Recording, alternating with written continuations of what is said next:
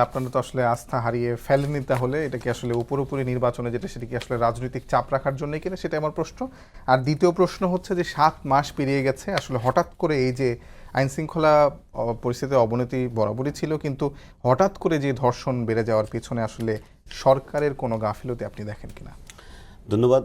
যেটা বললেন আপনি ওইটার উত্তর দিয়ে দিই প্রথমে, যে আস্থা হারিয়ে ফেলেছি। আসলে আমরা আস্থা হারিয়ে ফেলি নাই, আমরা ভরসা রাখতে চাই।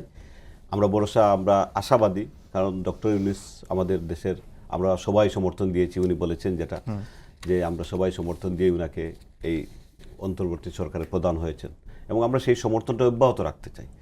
বাট আমরা কাজ দেখতে চাই। আমরা চাই যে দেশের মানুষ যে অধিকার নিয়ে, ভোটের অধিকার নিয়ে দীর্ঘদিন ধরে লড়াই সংগ্রাম করেছে, বিগত 16-17 বছর যাবৎ আমরা আন্দোলন সংগ্রাম করেছি। এই যে জুলাই আগস্টের আন্দোলন, আমি নিজেও গেজেটদারি একজন আহত মানুষ। আমার ব্যক্তিগতভাবে আমি বলতে চাই। তো আমরা চাই এই সরকার আমাদেরই আন্দোলনের ফসল হিসাবে, মানুষের আশা আকাঙ্ক্ষার প্রতীক হিসাবে বসেছেন।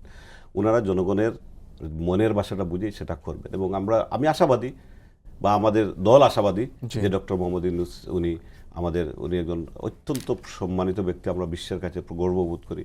উনি সম্পূর্ণ আস্থা আপনার ডক্টর মোহাম্মদ ইউনূস সরকারের প্রতি আছে? আছে, অবশ্যই। ডিসেম্বরের মধ্যে উনি বলছেন নির্বাচন দিবেন, এটা আমরা এখনো ওনার উপরে সেই আর ভরসা রাখতে চাই।